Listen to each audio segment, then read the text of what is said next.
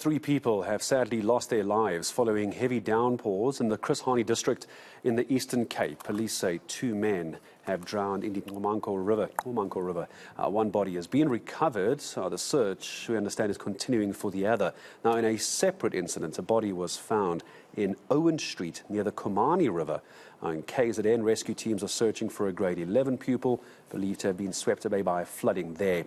Heavy rains wreaking havoc in many parts of the province and some parts of the country, causing widespread flooding and damage to homes and infrastructure. Residents urged, of course, to heed any weather warnings and be extra vigilant over the next few days. Well, let's continue talking about the effects of the flooding and what various organizations are doing as far as the best they can to help. Relief teams on the ground in the Eastern Cape, where that province, as we just mentioned, battling the heavy rains and flooding. They've been able to distribute clothes, blankets, mattresses and basics to affected families, things like groceries. As always, on the scene is Gift of the Givers, and from Gift of the Givers this afternoon I'm joined by Ali Sable, always very kind with his time, joining me from Komani to talk about the issue in the Eastern Cape.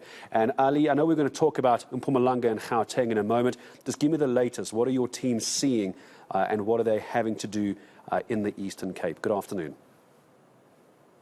Good afternoon, Gareth, and to all the viewers. As you correctly said, not too long ago in 2019, Gareth, we assisted this municipality when they were going through their drought. Our teams were dispatched and we distributed bottled water to this, as this Komani area was a drought-stricken community. On Wednesday morning, we received a frantic call from the municipality asking for our assistance as they are busy with evacuation. Severe storms, rains has hit the region. Many of the river banks has burst. People are trapped. Fortunately enough, 2 community halls was made available. It's at the moment, it's full to capacity, where over 1,000 people are being housed. Gift of the Givers are assisting them daily with hot meals. We distributed mattresses, blankets, toiletries. And while we were at that hall, we were informed of many areas that were cut off because of the roads caving in. So we had to, with our relevant authorities, the Disaster Risk Management, the South African Police Services, we managed to assist those communities which was not accessed by roads. We had to assist them as well. As you know, the Chris Hani district municipality consists of many municipalities. So far, 4 local municipalities are badly affected. Tomorrow morning, Gift of the Givers will be reaching out to the other municipality that was cut off, areas like the Imamahleni municipality, Kakadu, those areas, etc. So when we now talk about the size of your team that you have on the ground, give us a sense of how many members of Gift of the Givers are there. A, what support are you getting from local authorities, Ali, or is it a case of you've now arrived and they vanish into the distance? And what else is still needed from all of us watching that might be able to assist?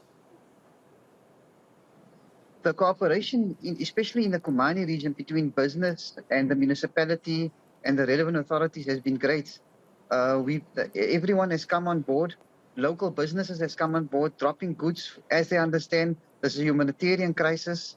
You know, the one father was just telling us he thought him and his family was going to be washed away, as he had his 3 children.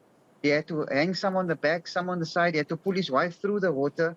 So the support has been great from the local community. The municipality has been good in terms of relaying information. Gift of the Givers is distributing daily toiletry packs. Our main concern now is some of the children will be going back to school tomorrow. They have no school uniforms. Tomorrow we will be trying to assist these learners in terms of new stationery, new uniform, and in terms of textbooks. We have spoken to the Department of Education if they can assist us learners in getting them new textbooks so there's no interruption into their schooling year, especially those in matric at the moment. The appeal is still out there in terms of any kind of donation, in terms of toiletry packs, mattresses, blankets, as those communities, as speaking to the local authorities, it look like these people are going to be housed in the next 2 to 3 months in these community halls. And anyone wanting to be of assistance, even outside of the Eastern Cape, I'm quite sure, Ali, they can just go to your website, giftofthegivers.org. I see there, as always, you're able to make a donation or get involved in any way possible. So if you are watching, you need to assist Gift of the Givers. That's how you do it, giftofthegivers.org. Ali, before I say goodbye to you as well, we're focusing, obviously, on the devastation down in the Eastern Cape. But I know teams, you're one of your big teams over in Turkey, of course, but we'll leave that for another conversation. Tell me about Gauteng and Mpumalanga, because with the amount of rain we've been seeing, I'm imagining you're having issues there that you're having to assist with as well. Tell me about those two provinces. We are busy with two current disasters. Number one is the one in Mpumalanga. I just spoken to our team in that side as well. They are currently en route to Mpumalanga. Close to 1,000 people is cut off. The only way of reaching aid to them is through a helicopter. The local mayor, the disaster risk management has called out teams for assistance. Our team is en route there. Alexandra is flooded as well. And as I'm speaking to you in the Western Cape, 3 fires has occurred. Our teams are on the ground assisting the fire victims, where a devastating fire has occurred on Thursday, Friday, and there was a big one yesterday in eNCA as well. So our teams are currently dispatched there as well, delivering aid to these victims. It's quite a huge number in Mpumalanga, close to 1,000 people, as I previously said, estimated to be cut off. So our teams will be assisting them throughout the evening.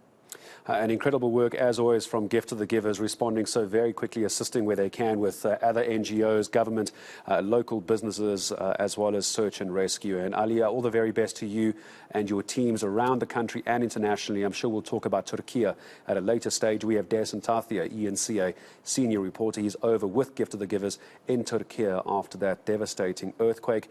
But my thanks for the moment to Ali Sablé here in Gauteng, or rather he's down in Komani, but here in South Africa for the latest on the flooding in the Eastern Cape, in Mpumalanga and some areas of Gauteng.